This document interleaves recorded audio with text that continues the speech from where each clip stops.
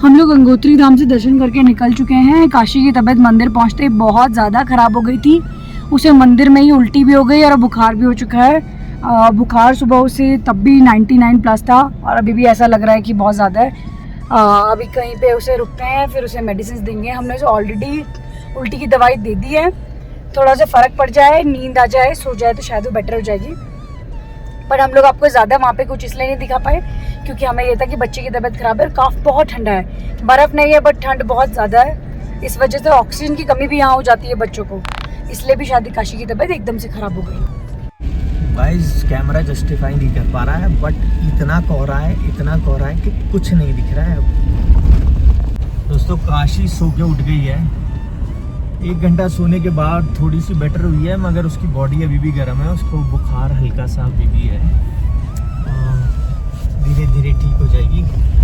जैसे ही थोड़ा सा वेदर चेंज होगा फिर से थोड़ा, एक्चुअली हम ऑलमोस्ट उत्तरकाशी भी पहुंच जाएंगे और 1.5-2 घंटे में।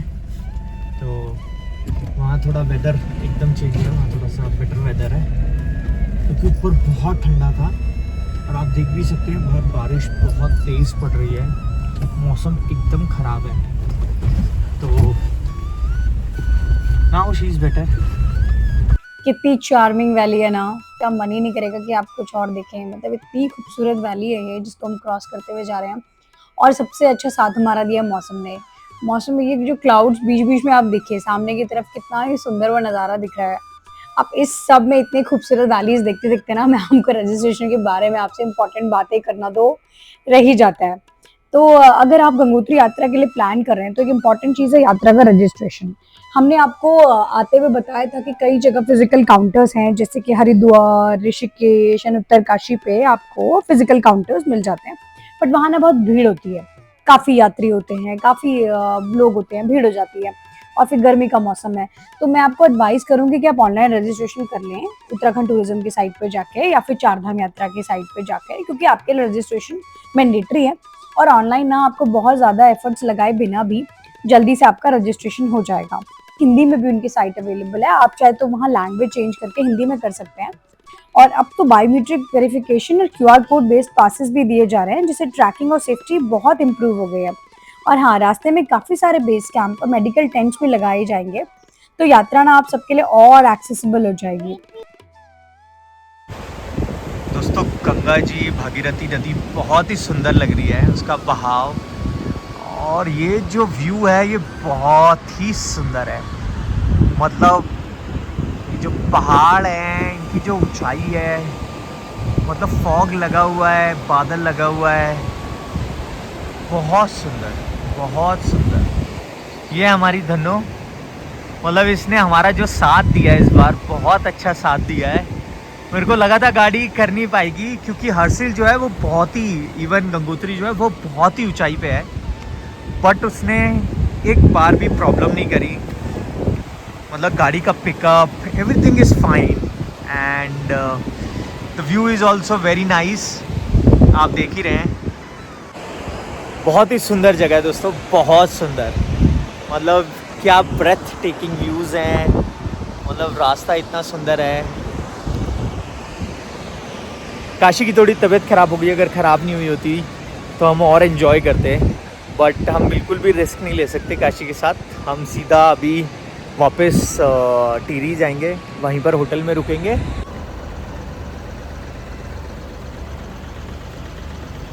दोस्तों आप लोगों को एक बार हर्सिल ज़रूर आना चाहिए। गंगोत्री, हर्सिल और सुखी टॉप एक जगह है, बहुत सुंदर जगह है। मतलब बहुत ही अमेजिंग व्यू है, मतलब मैंने ऐसी जगह नहीं देखी है। आई डोंट नो आप लोगों का क्या व्यू होगा इसको लेके।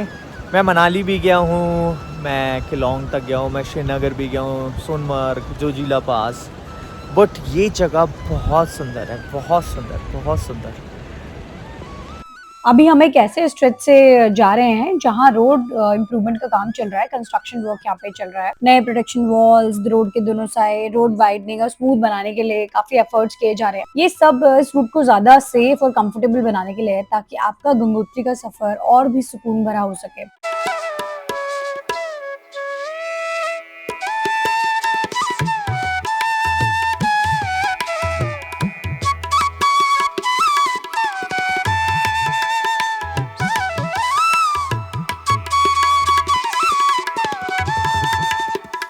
हम पहुंच के अपने ब्लू ब्रिज पर, जिसपे हमने लास्ट टाइम एक बहुत ही हिलेरियस वीडियो बनाया था। अगर आप लोगों ने वो वीडियो देखा है तो बहुत अच्छा है, अगर नहीं देखा है तो मैं आपके लिए एक और लिंक डालूंगी उसका, आप जरूर देखिए। हमने कुछ फन ट्राई किया था। मैं सबको एडवाइस नहीं करूंगी कि आप वो सब, ओ वाह वाटरफॉल, वाटरफॉल काशी। और अब हमें दिखा रास्ते में एक बहुत ही सुंदर शिव जी का मंदिर। मैंने सोचा कि एक बार यहाँ उतर के दिखा जाए कि ये मंदिर कैसे बनाया गया है। तो भी पुजारी जी और यहाँ पे कोई नहीं था। मेरे ख्याल से ये जो यहाँ पे पास में एक गांव है ना, ये वहां का मंदिर है और ये शिवलिंग यहाँ इन्होंने बनाया हुआ है। और यहाँ पे ये लोग सुबह और शाम पूजा करते होंगे। इसके आसपास बहुत सारे बुरांस के पेड़ हैं, चारों तरफ बुरांस ही बुरांस हो रखा है। इतना सुंदर लगता है ना ये फ्लावर। जो मेरा गांव है पौड़ी में, वहाँ बुरांस के पेड़ नहीं है, ऊपर जंगल में होंगे बट मेरे गांव में नहीं है। तो यहाँ पे हमें जहाँ भी बुरांस दिखता है हम रोड पे उतर जाते हैं। आपको बुरांस के बारे में कुछ और बताऊं तो बुरांस यानी कि रोडेंड्रॉन सिर्फ उत्तराखंड तक सीमित नहीं है। ये एक इंटरनेशनल फ्लावर है दोस्तों। ये उत्तराखंड का स्टेट फ्लावर है और हिमालयन रीजन्स में पाया जाता है। बट ये ईस्ट एशिया, नॉर्थ अमेरिका और यूरोप के भी कुछ कूलर माउंटेनियस एरियाज में मिलता है। नेपाल, भूटान, सिक्किम में बुरांस काफी कॉमन है और वहां भी इसे ट्रेडिशनल ड्रिंक्स और दवाइयों में यूज किया जाता है। हम इंडिया में भी सेम करते हैं। चाइना के साउथ वेस्ट रीजन, स्पेशली यूनान प्रोविंस में भी इसका एक वाइल्ड कवर मिलता है। थोड़ा सा डिफरेंशिएशन के साथ ये फ्लावर वहां पर भी पाया जाता है। स्कॉटलैंड, वेल्स और Pacific north west, USA and Canada के भी कोल्डर एरियाज में उनके माउंटेन्स पे बुरांस, जिसे कि रोडेंड्रॉन कहा जाता है, वहाँ इसकी बहुत सारी वैरायटीज मिलती हैं और वहाँ तो लोग ना इसे अपने गार्डन्स में भी लगाते हैं। बट जो इंडियन हिमालयन बुरांस है ना, ये इसका एक अपना ही यूनिक चार्म है। ये ज्यादा मेडिसिनल और वाइल्ड वैरायटी होती है क्योंकि सिर्फ जंगलों में पाई जाती है, गार्डन वैरायटी नहीं है। और इसके लाल फूल पूरे पहाड़ों को लाल रंग से एकदम भर देते हैं।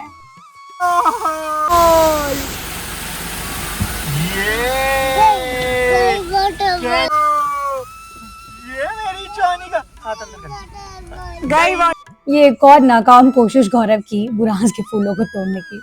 हमें जहाँ भी बुरांस के पेड़ मिल रहे हैं ना फूलों वाले, या तो वो ऊपर जंगल की तरफ है या तो बहुत नीचे खाई की तरफ है, हम कहीं भी फ्लावर्स नहीं तोड़ पाए। अब ये एक और जगह पे फ्लावर्स तोड़ने की कोशिश की जा रही है, एक डंडा लेकर, शायद कि कुछ फ्लावर्स तो हमारे हाथ आ जाएं। अब इस बार ये कोशिश सक्सेसफुल होती हुई दिख रही है और फाइनली कुछ फूल मिल गए हैं। बहुत देर से ट्राई कर रहे थे हर्षिल से ही कि हमें बुरांस मिल जाए, पर कोई भी फ्लावर मिल ही नहीं पा रहा था। अब फाइनली गौरव ने एक डंडा लेके 2-4 फूल तोड़े और ये हमने फ्लावर्स अपने डैशबोर्ड पे लगा दिए हैं। ये बहुत ही सुंदर फ्लावर है और ये मोस्टली ना जंगलों में ही होता है, आपको रोड के आसपास नहीं मिलेगा। बस लकीली कुछ पेड़ होते हैं जो रोड के पास होते हैं, पर वो बहुत ऊंची टहनी पे फ्लावर लगता है। अब हम पहुंच गए मनेरी लेक के पास। ये छोटा सा स्टॉप उत्तरकाशी से लगभग 8 किलोमीटर पहले पड़ता है और यहाँ पर एक डैम है, मनेरी डैम, जो हमने आपको जब हम हरसिल की तरफ आ रहे थे तब दिखाया था मनेरी डैम वाले एपिसोड में। ये डैम भगीरथी रिवर पे बना हुआ है और इसी से डैम की वजह से यहाँ छोटी सी लेक फॉर्मेशन हो जाती है जिसे मनेरी लेक कहते हैं। देखिए अब हम पहुंच गए हैं मनेरी डैम पर और ये इतना बड़ा वाटरफॉल, इसकी आवाज इतनी तेज, ये झमझम करता हुआ जो पानी आता है। पिछली बार हम यहाँ रुके थे और हम नीचे डैम तक भी गए थे, नॉट डैम तक बट जहाँ पे ये वाटरफॉल बन रहा है वहां गए थे। अभी हम नहीं रुकेंगे क्योंकि हम उत्तरकाशी की तरफ हमें आगे बढ़ना है और हम अगले आधे घंटे में उत्तरकाशी पहुंच जाएंगे। तो दोस्तों लंच के बाद, जिसका हम अनफॉर्चुनेटली कोई फुटेज नहीं ले पाए, हम आ गए काशी विश्वनाथ मंदिर, उत्तरकाशी के सबसे इम्पोर्टेंट और सबसे पुराने मंदिरों में से एक। अब लंच की स्टोरी कुछ हुई ऐसी कि हम अपने जो फेवरेट स्पॉट है मयंक भोजनालय, वहां पहुंचे पर हमें खाना नहीं मिला। उन्होंने बोला हम लोग अब शाम की तैयारी कर रहे हैं, लंच खत्म हो चुका है।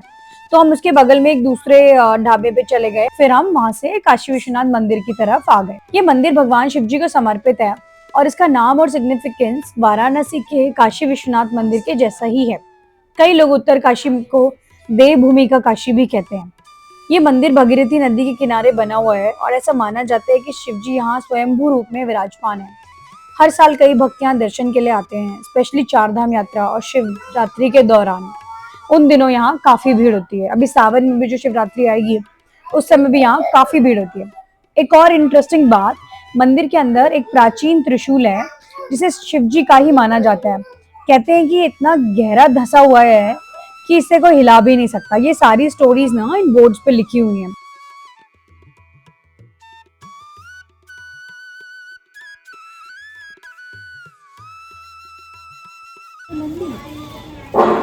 दोस्तों ये है काशी विश्वनाथ टेम्पल। त्वमेव सर्वं ओम हरिः ओम महाजगमेन जगमयजन्तदेवास्तानि धर्माणि प्रथमान्यासनः देहनाकं महिमानः सजन्मजपूर्वे साध्याः सन्ति देवाः ओम। दोस्तों बहुत ही सुंदर जगह है और बहुत ही अच्छा बनाया हुआ है मंदिर प्रांगण जो है बहुत ही अच्छा है। और यहाँ पर बजरंगबली का मंदिर है और ये शिव भगवान का मंदिर है। ये है मंदिर जो काशी विश्वनाथ मंदिर है। काशी की तबीयत अभी भी डाउन है थोड़ी सी फिर से, तो काशी अब सोएगी फिर से, तब थोड़ा ठीक फील करेगी।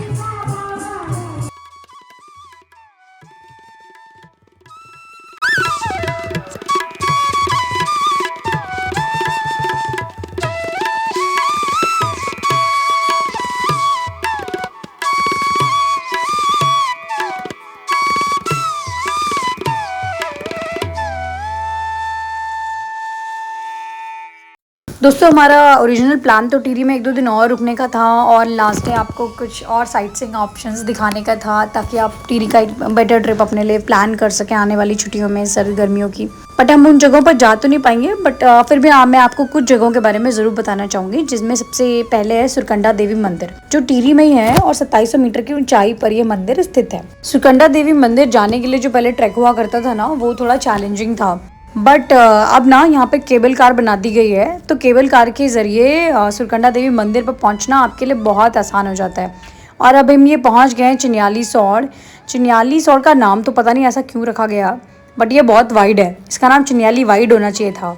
ये देखिए एक तरफ से दूसरी तरफ तक, मतलब यूजुअली पहाड़ों पे ना इतनी वाइड जगह आपको मिलती नहीं है जब तक कि वो वैली ना हो।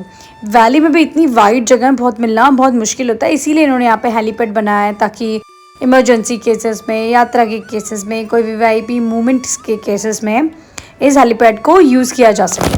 तो मैं आपको बता रही थी टिहरी के सुरकंडा देवी मंदिर की कहानी। सुरकंडा देवी मंदिर जो है वो 51 शक्ति पीठों में से एक है, तो आपका इसका दर्शन करना तो ज़रूर बनता है। सुरकंडा देवी का इतिहास कुछ ऐसा है कि जब दक्ष प्रजापति ने यज्ञ का आयोजन किया और उसे भगवान शिव जी को जानबूझकर नहीं बुलाया, दक्ष प्रजापति ने वहां उनका अपमान किया। शिव जी नहीं गए थे, बट उनके बारे में अपशब्द कहे गए। सती माता इसे बर्दाश्त नहीं कर सकी और उन्होंने यज्ञ की अग्नि में अपने प्राण त्याग दिए। शिव भोले भगवान जब आए, उन्होंने माता सती को इस हालत में देखा, उनके पार्थिव शरीर को देखा, तो वो शरीर को लेकर कैलाश की तरफ जाने लगे। कैलाश की तरफ जाते हुए यही वो जगह है, यही वो स्थान है सुरकंडा देवी मंदिर, जो जिस पर्वत पर माता रानी का सर धड़ से अलग हो गया और वहाँ पर वो गिर गया, जिस कारण इस जगह का नाम सिरखंडा या सुरकंडा, जो कि आज के टाइम पे इसका नाम है, ज़्यादा प्रचलित है, वो पड़ गया। तो इसलिए ये मंदिर शक्तिपीठों में से एक है। अब यहाँ पर ना पहले ट्रैकिंग करके जाना थोड़ा मुश्किल हो जाता था, हर कोई जा नहीं पाता था, तो इसलिए यहाँ 2-3 साल पहले केबल कार स्टार्ट कर दी गई, जिसका प्राइस खर्चा कुछ ऐसा है कि 177 रुपये दोनों साइड, मतलब ऊपर नीचे जाना दोनों साइड में आपको मात्र 177 रुपये में आप केबल कार कर सकते हैं।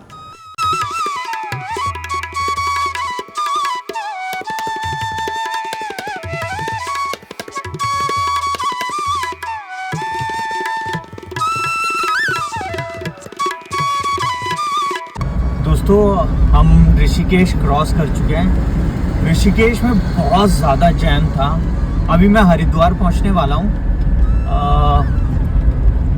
यहाँ से जो मेरा घर है वो ऑलमोस्ट 209 किलोमीटर आपको दिख ही रहा होगा। 209 किलोमीटर रह गया है। मैं मेरे ख्याल से अगले 3-3.5 घंटे में घर पहुंच जाऊंगा। दोस्तों काशी का फीवर अभी भी वैसा ही है, मतलब बॉडी गर्म है, अभी भी पूरी तरीके से ठीक नहीं हुई है। तो घर जाके अगर वो रेस्ट करेगी तो वो ठीक हो जाएगी। ठंड लग गई एक्चुअली उसको ना, जितना समझ आया, बट अभी वो सो ही रही है। उसको हमने जो मेडिसिन है फीवर की वो दे दी है 3 बार, सुबह से लेके अभी तक। और यही था दोस्तों, ज़्यादा व्लॉग कर नहीं पाए, लास्ट डे रीज़न यही रहा कि काशी की तबीयत ने थोड़ा सा हमारा मूड ऑफ कर दिया, क्योंकि बच्चे से बढ़कर कुछ भी नहीं है हमारे लिए तो। बट यस, जो हमने पुरानी वीडियोस बनाई हैं वो बहुत अच्छी हैं, टिल गंगोत्री तक की हमने व्हाटएवर बेस्ट वी कैन हमने आपके लिए बनाया है। लाइक, सपोर्ट, सब्सक्राइब करते रहिएगा, अपने दोस्तों फैमिली मेम्बर को वीडियोस भेजिएगा अगर अच्छी लगे तो। इस बार हमने बहुत मेहनत करी है अच्छी वीडियो लाने के लिए। So thank you so much guys. Video को यहीं अंत करते हैं। Thank you.